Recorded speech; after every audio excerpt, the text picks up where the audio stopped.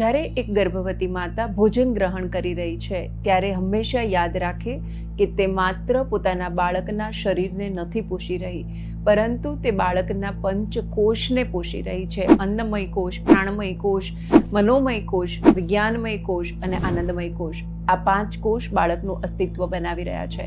અને જેવું અન્ન તેવું મન, તેવી જ રીતે જેવું મન તેવું અન્ન. તો ચાલો ગર્ભવતી માતા કઈ રીતે ભોજન ગ્રહણ કરે તે આપણે જોઈએ. ગર્ભવતી માતા પોતાને કકડીને ભૂખ લાગે ત્યારે જ ભોજન ગ્રહણ કરવું જોઈએ. ભોજન કરવા માટે સ્વચ્છ જગ્યા પર સ્વચ્છ આસન પાથરીને બેસવું જોઈએ.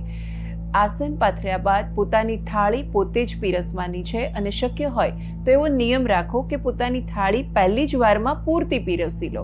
શું કામ? કારણ કે જ્યારે એકવાર પોતાની થાળી પીરસવાનો તમે નિયમ લો છો ત્યારે ખરેખર શરીરને જેટલી જરૂર છે તેટલું જ ભોજન તમે થાળીમાં લેશો.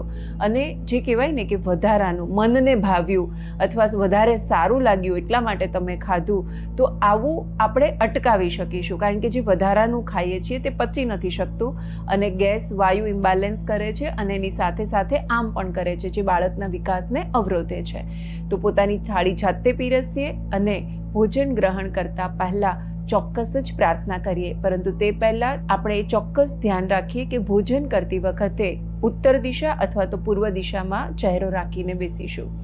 બંને હાથ જોડીને ઈશ્વરને પ્રાર્થના કરીશું. ખૂબ જલ્દી આપણે આ પ્રાર્થનાને પણ ખૂબ સારી રીતે જોઈશું.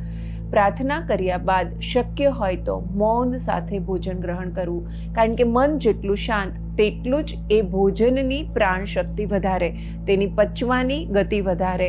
અને એક ખાસ વાત અત્યારના સમય માટે કે જ્યારે ભોજન કરી રહ્યા છો ત્યારે ચોક્કસ તમારો ફોન સાયલેન્ટ રાખો અને તમારો ફોન તમારા રીચથી દૂર રાખો, જેથી કરીને ફોન તમને ડાયવર્ટ ના કરી શકે.